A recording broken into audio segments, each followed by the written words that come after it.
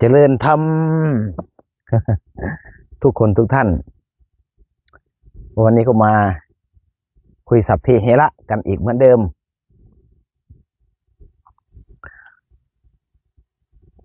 อากาศหนาวมานั่งตากแดดอากาศมันเย็นขณะช่วงใกล้จะเที่ยงแล้วนั่นนี่ใกล้จะเที่ยงแล้วอากาศยังเย็นอยู่วันนี้มีอะไรมาคุยพ่อใหญ่วันนี้ก็มาคุยกับพ่อใหญ่อีกเหมือนเดิมมีอยู่ครับอาจารย์ตั้งไว้จะมาขึ้นนั่นมารับขึ้นหลายอยาก ว่า ถามอยากคุยน้โอ้ ำอันนี้แค่คำถามอยากถามมาความคิดเห็นของครูบาอาจารย์ว่าจังสินะผมนั่งขึ้นอยู่มาขึ้นอยากถามว่าในอนาคตข้างหน้าหรือปัจจุบันถ้าพระมีเมียนี่สิมีได้บ่มันสิเหมาะสมบ่มันสิคือบ่อยากเป็นแค่เป็นคำถามมาถามความเห็นครูบาอาจารย์ซื่อๆนะเอ้าเพิ่นสิว่ามาจังได๋พระมีเมียเนี่ยสิเหมาะสมบ่ในอนาคตเฮ็ดตอนนี้มันคือมือมันคือข่าวดังแท้เรื่องพระกับแม่ชีนี่แล้วก็กับมันผู้หญิงนี่แหมถ้าเขาออกกฎหมายมานี่พรบสงฆ์ออกกฎหมายมานี่มันสิคือบ่นะเหมาะสมบ่ผมว่าอันนี้ผมก็คิดได้ผู้เดียวดอกว่าผมก็อยากถามความคิดของครูบาอาจารย์ลองเบิ่งซื่อๆหรอกไปเห็นอยู่ไสล่ะพระมีเมียอยู่ในนั่นบ่เห็นจะได้ข่าวครับในข่าวเห็นได้ข่าวพระผู้ใหญ่เพิ่นเป็นน่ะนะเว้าตามข่าวเด้อนี่อันนี้บ่ได้ว่าเจาะจงผู้ใดเลยอยากถามอาจารย์ครูบาอาจารย์ที่สายป่าสายปฏิบัตินี่ล่ะว่ามันเหมาะสมหรือมันบ่เหมาะสมบางทีนะคือมันสิคือบ่คือในอนาคตหรือปัจจุบันนี่แหมคนที่ออกกฎหมายมามันเป็นบ้าเห็นบ่มันเป็นบ้าตัวนั้นบางคนก็เว้ามามันบ่อยากให้มีเรื่องมีราวกับพวกผู้หญิงให้มีเมียได้มันเป็นบ้าบ่เป็นจังซั่นบ่มันเป็นบ้ามันเอาแต่ความคิดเจ้าของกิเลสตัณหาเจ้าของไปใส่ซุ่มคิดมานั่นพระเขาเจ้าบวชมานี่เพื่อเขาเจ้ามาหลุดมาเลิกมาละออกจากทางโลกออกจากกิเลสออกจากตัณหามันยังจะเอาตัณหามาเห่าไผ่พระอีกอยู่ซุ่มพี่บ้าตัวนี้เขาเอิ้นพี่บ้าพี่บอตัวนั้นเป็นซุ่มนี่มันคิดจังได๋ก็ซั่นมันคือมีก็ซั่นมันคือเป็นเพิ่นเอาประเด็นนี้ให้มันแล้วก่อนนี่ประเด็นอันที่อันคนที่ออกกฎหมายมาผู้ใดคือสิให้พระมีเมียนี่อันหมายถึงว่าไอ้พวกนี้มันเป็นบ้ามันโรคจิตมันต้องไปรักษานั่นเนี่ยรักษากับพ่อแม่ครูบาอาจารย์อย่างหนักเลยพวกนี้ต้องเอาไปเข้าคอร์สบ่โอ้ยเอาไปฝึกอบรมกรรมฐานอย่างหนักเลยนี่มันต้องเอาออกจากลูกจากเมียมันก่อน เอาไปขังไว้ก่อนเอาไปขังไว้นั่งกรรมฐานควบคุมประพฤติถ้าเป็นสมัยก่อนเนี่ยเขาเรียกว่าเอาไปเข้าคุมวินัยคือเรื่องกระบวนการนี่บ่ถ้าจะมีควบคุมเนาะอันนี้มันบ้าไอ้พวกที่ออกกฎหมายมานี่ผู้ที่ออกกฎหมายได้นี่คือเป็นสงฆ์บ่คือเป็นพวกทำงานอีหยังเกี่ยวกับศาสนานี่บ่คนที่ออกกฎหมายมาได้มันก็จะเป็นสำนักพุทธหน่อยไอ้พวกที่เกี่ยวกับสงฆ์นี่แหละผู้เป็นโยมนี่แหละออกกฎหมายมา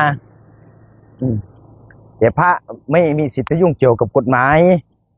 แต่พระในฝ่ายสงฆ์ฝ่ายธรรมวินัยผมก็วางเสือแต่เรื่องกฎหมายมันก็เป็นเรื่องของทางโลกทางโยมเข้าไปภาพมีมากมันแต่ว่ามันเป็นบ้ามันอยากจะให้พระมีเมียไอ้พวกนี้มันคิดเอาเองมันเข้าข้างตัวเองมันคิดเอาแต่กิเลสตัณหามาสุมหัวตัวเองนะเดี๋ยวอีกหน่อยมันก็มาสอนพระชี้นำแนวทางพระไปทั่วมั่วดูมันก็ไปนอนกับลูกกับเมียมันเนี่ยนั่นแหละกิเลสตัณหามันพูดง่ายๆพวกนี้เป็นบ้ามันคิดว่ามีตำแหน่งมีหน้าที่การงานสิ่งที่ตัวเองจะเสนอได้มันก็พูดไปเรื่อยเปื่อยพ่อแม่ครูบาอาจารย์แต่ละคนแต่ละท่านนี่ท่านไม่ว่าจะเป็นเรานี่เป็นอาตมานี่โอ้ยหนีออกจากทางโลกมาเนี่ยเสียไปยุ่งเกี่ยวกับทางโลกยุ่งสมนี่มันคิดพิเรนเขาเรียกว่าจิตวิตฐานจิตพิเรนเป็นบ้าเป็นบอพระมีลูกมีเมียพระพุทธเจ้าท่านบัญญัติไว้เลย ท่านบัญญัติไว้ ว่า ขนาดแตะต้องสาวเฉยๆเนี่ยก็ยัง ผิดบ่ ผิดเป็นอาบัติ เป็นอาบัติบ่ ผิดทั้งอาบัติผิดทั้งวินัยไปแตะต้องผู้หญิงเฉยๆนี่แม้กระทั่งผู้หญิงเป็นเด็ก หรือบ่เจตนาสิบ่คือจักคือว่าเจตนา อันนี้ คำว่าผิดนี่แหม อันนี้เอาไปทีละคำถาม ครับผม เพราะว่าพระนี่เขามีธรรมวินัย ซึ่งพระพุทธเจ้าท่านเป็นคนบัญญัติไว้บัญญัติไว้ไม่ให้พระไปใกล้ชิดผู้หญิงไม่ให้พระอันเอามือไปแตะต้องเนื้อกายผู้หญิงมันก็เป็นอาบัติทั้งอาบัติทั้งผิดวินัย แม่นบ่ นี่มันก็จะชักชวนให้พระเนี่ยมีลูกมีเมียนี่มันจะบ้าหรือเปล่าดันมันเก่งกว่าพระพุทธเจ้าหุ่นตัวนั้น อืม มันเก่งกว่าตัวนั้นมันจะไปเป็นบ้าเป็นบอตัวนี้ ตั้งขึ้นมาเอง มันตั้งขึ้นมาเองของมันไอ้พวกนี้ ขึ้นมาเอง ไอ้พวกที่มันคิดว่าบางทีบางครั้งมาเห็นมันเป็นว่าให้พระไปด่าพระนะบางครั้งมันก็เห็นว่ามันอยากจะให้เมียกับพระ ให้พระมีเมียได้ โอ้ยคุยจะปวดหัวกับพวกมันพ่อแม่ครูบาอาจารย์ท่านพากันฝึกปฏิบัติเพียรสู้กับกิเลสตัณหา แทบตายกว่าจะสู้กับมันได้ ด่าพระสิ โอ้ยไม่ใช่เรื่องธรรมดาสู้กับมันเอาเป็นเอาตายกันไปเลยพวกมันก็คิดแต่ทางโลก คิดแต่เรื่องกิเลสตัณหาเอามาสุมหัวอยู่ไม่ขนาดพระยังไม่เข้าข้างเลย แม่นบ่ จะให้พระมีเมียเฉพาะพระนี่ก็ยังไม่เข้าข้างเลยจะบอกให้ พระนี่ออกจากโลกมาคำว่ามีเมียนี่ มันเป็นเครื่องผูกเครื่องรัดแล้วมีเมียยุ่งกันเป็นใหญ่เลย ยุ่งมุนอุยปุย ภาษาอีสานว่าบุญอุ้ยปืนบ่ มุนอุยปุยยับเยินแน่นอนละพวกนี้มันเป็นบ้าอย่างเดี๋ยวบ่มีคำเสวาเลยนะไม่มีคำจะพูดเลยมีแต่อย่างเดียวมันบ้า แล้วก็มันเป็นโรคจิต ไอ้พวกนี้เอาจับมันไปปฏิบัติธรรมอยู่ในถ้ำนั่นขังมันไว้นั่นสัก3 เดือนนั่นขังมันไว้ ให้มันละกิเลส ครั้งบริเวณ สั่งขังเลย ถ้าเป็นทหารก็สั่งขังเลยไอ้พวกนี้มันไม่ได้ ยิ่งไปส่งเสริมพระมีกิเลสตัณหานี่ยิ่งไม่สมควรไม่เหมาะสมไปส่งเสริมไม่ดีไม่ได้ เป็นคำถามสุดท้ายมื้อนี้ครับเพิ่นออกมาว่าคนให้พระบ่ให้จับเงินนี่มันหมายความว่าจังไดครับคือว่าบ่ให้จับเงิน มันเกี่ยวอิหยังกันนะอาจารย์จะถามเนี่ยอาจารย์ก็เห็นอาจารย์ไหม การ ความคิดเห็นอาจารย์เนี่ยนี่คือว่า การจับเงิน อันนี้ จับเงินนี่มันเป็นจังไดความคิดอาจารย์เอาต้นตัวอาจารย์นี่ อันนี้ก็ขึ้นอยู่กับเจตนาได้ทีนี้ เป็นคำถาม อันนี้ล่ะ ที่บอกว่าเจตนาเมื่อกี้นี่ ขึ้นอยู่กับเจตนา เจตนาเราจับเงินเพื่อประโยชน์ส่วนรวมให้มากที่สุดเป็นประโยชน์ต่อสังคมเป็นประโยชน์ต่อชุมชนเป็นประโยชน์ต่อตนเองเป็นประโยชน์ต่อบ้านเมือง เป็นประโยชน์ต่อ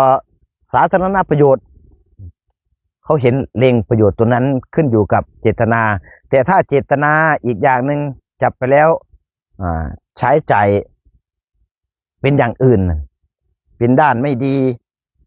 ใช้จ่ายไปร่วมไปทั่วด้านไม่ดีนั่นแหละแล้วแต่เขาจะใช้ด้านไม่ดีนั่นไม่อยากพูดหรอกแค่มาผัวคนที่จะเอาเมียมาให้พระเนี่ยก็แรงหนักหนาสาหัสอยู่แล้วเนี่ยมันก็ยังว่าโอ้ย ขออนุญาตแทรกครับผมก็สอบถามมาหลายองค์ก็ว่าคือกันเด้ว่าบ่ให้จับเงินถ้าบ่ให้จับเงินย่ำขึ้นรถลงเรือไปหันมานี่พระสิใช้เงินไส ก็มัน จะพระบ้านนอกพระที่ว่ายังขาดแคลนกันทรัพย์สินนี่แม่นบ่อาจารย์เห็นเพิ่นเว้าหลายคนพระบางรูปนี่สิไปจังไดถือกิจนิมนต์ไปจังซี่เนาะ มันก็ขึ้นอยู่กับเจตนาอีกเหมือนเดิมนั่นแหละ เพิ่นว่าบ่ให้จับเงินมันแม่นไปว่าได้ผมเห็นใจอยู่เด้เพราะผมอยู่กับบ้านนอกที่ผมอยู่กับพระบ้านนอกผมก็เลยว่าคันบ่ให้จับเงินนี่เอ้าที่ออกพันปีก็ต้องได้จ้างคนไปต้องได้จับเงินเด้มันบ่มีผู้เลขาผู้สิไปซอยเด้อันนั้นครับอย่าเทียบพระผู้ใหญ่พระบ้านนอกจังเฮานี่เรื่องอาจารย์สิไปกิจนิมนต์นี่สิแม่นบ่ไปได้เจตนาดีนี่ เรื่องจับเงินจับทองเนี่ย ก็แล้วแต่เจตนาของแต่ละท่านแล้วแต่จุดประสงค์ อาจารย์ว่าเราเจตนาดี มันจับผิดไหมถ้าเอาจริงๆมันผิด แต่ถ้าเจตนาดีมันก็ไม่ผิด แต่ถ้าอีกได้ทีนี้ถ้าบุคคลใดที่ฝึกฝนตัวเองจนถึงเข้าขั้นว่าทุกสิ่งทุกอย่างล้วนในโลกนี้มันเป็นสิ่งสมมุติ แม่นครับ ล้วนแล้วแต่สมมุติขึ้นมา แม่นครับ ทุกสิ่งทุกอย่างเกิดขึ้นมาก็จากดิน อืม เป็นเพียงแค่ธาตุกระดาษก่อนจะมาเป็นกระดาษก็มาเป็นต้นไม้กว่าจะมาเป็นต้นไม้มันก็เกิดจากดินจากน้ำมันก็เกิดจากดินน้ำเนี่ยถือว่าเป็นขยะถ้าพ่อแม่ครูบาอาจารย์ท่านเข้าถึงแล้วเนี่ยถ้าพ่อแม่ครูบาอาจารย์ท่านเข้าถึงก็อัดก็ทำแล้ว ถึงจับเงินจับทอง ท่านก็ไม่ได้คิดว่าจับเงินท่านก็ใช้เหมือนกับเศษกระดาษนี่แหละเข้าใจไหมที่นี่นั้นครูบาอาจารย์แต่ละท่านมาบวชเพื่อกัดเกลากิเลสตัณหาออกไปเพื่อให้มันหลุดให้มันพ้นเป็นธรรมดาญาติโยมก็ศรัทธาก็จำเป็นก็ต้องเอาเงินมาถวายเอาเครื่องใช้มาถวายกุฏิถวายโน่นถวายนี่ก็แล้วแต่เขาจะถวายเงินเขาถวายมากเหลือใช้เหลือเก็บเหลือกรรมเหลืออะไรทุกอย่างที่เขาถวายมานั่นเราก็เอาไปใช้ประโยชน์ให้มันได้มากที่สุดใช้ประโยชน์ท่านก็ไม่ได้ไปยึดติดแต่มันเป็นเพียงแค่สิ่งสมมุติเพราะว่าท่านเข้าถึงคำว่าเข้าถึงเนี่ยให้แต่ละคนนี่ไปพิจารณาเอาเพราะว่าทุกสิ่งทุกอย่างถ้าเราฝึกฝนแล้วนี่มันจะแม้กระทั่งตัวเรานี่ก็ยังไม่ใช่ตัวเราเลยนะครับบ่เป็นตัวเฮาแม่นบ่มันเป็นเพียงเครื่องอยู่อาศัยซึ่งกันและกันมันอาศัยกันอยู่แขนของพี่เตี้ยตาจู่ของพี่เตี้ยเอาเจ้าว่าแขนใช่ไหมเมื่อกี้นี่แขนแล้วภาษาอังกฤษเขาเรียกเอาอะไรนี่อันนี้แฮนเรียกว่าแฮนแล้วต่างประเทศเขามีไม่แขนบ้านนี่แขนเขาบ่มีเขามีแต่แฮนแล้วนั่นเด้แล้วสมมุติว่าบ้านนี่มือไปประหยัดสมมุติว่าบ้านนี่สมมุติขึ้นมาตั้งที่กันไว้นี่แขนอาร์มแขนแฮนมือเห็นป่ะโอ้นั่นแหละแล้วประเทศไทยมันก็ไม่มีอาร์มไม่มีแฮนนี่ล่ะบ่มีตั้งเสื้อมันก็มีแต่แขนตัวเห็นบ่มันก็เป็นเรื่องสมมุติอันนี้พูดถึงว่าพระนักปฏิบัตินักเจริญกรรมฐานที่ท่านจะเดินเข้าไปถึงคำว่าถึงเนี่ยให้เราไปพิจารณาเอานั่นแหละตรงนั้นแหละยังค่าใจอยู่ด้วยอาจารย์ผู้ใดอยากออกกฎหมายมาให้มีเมียนแต่ยังค่าใจอยู่ด้วยโอ้ยถ้ามียางดีดหูมันแล้ว ดีดหำมันด้วยยางดีดหูยางดีดหำมันคิดเนาะครูบามันคิดลามกจุกกระเปียดคิดไปทั่วไปมั่วจะใครจะเงินมาใส่มาให้กาดหรอเขาจะว่ากาดมาตี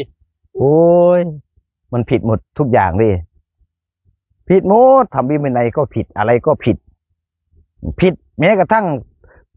ตัวพระตั้งใจจะมากัดเกลากิเลสตัณหาออกจากตนออกจากตัวนี่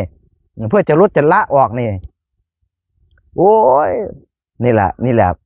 มันอยู่เฉยๆไม่เป็นมันอยู่เฉยๆไม่เป็นมันยากคนเกิดด้วยพวกพี่บ้าตัวนี้ซุ่มพี่บ้ายากเกิดแล้วนะบ้านเขาเอิ้นพี่บ้าพี่บ่ไปก็ฟังแล้วก็บ่เข้าหูกันเลยอาจารย์เอ้ยเอายกตัวอย่างอย่างตอนที่มันมีข่าวเมื่อกี้นี่ที่พระระดับสูงๆเห็นวะระดับโน่นแหละขึ้นไปนั่นแหละผู้สูงระดับผู้สูงที่มีข่าวเพราะว่ามันจะคนละอย่างกันกับพระนักปฏิบัติก็เหมือนดังคำว่ายิ่งบวชนานกิเลสมันก็บวชนานไปด้วยเด้10 พรรษา20 พรรษา30 พรรษา40 พรรษา50 พรรษากิเลสมันก็แก่ไปด้วยเด้บ่ยันผ้าเหลืองบ่อาจารย์โอ้ยมันจะไปกลัวผ้าเหลืองเฮ็ดหยังภาษาผ้าเหลืองเหรอโอ้ยกิเลสมันไม่ได้กลัวอันนี้ก็คือเป็นเรื่องดีนะถ้าเรามองในแง่ดีเพราะว่า1จะได้รู้ซึ้งกันไปเลยว่า พระที่มาบวชต้องปฏิบัติเพื่อกัดเกลากิเลสคือมันเป็นตัวอย่างให้ดูเลยถ้าเราไม่ปฏิบัตินี่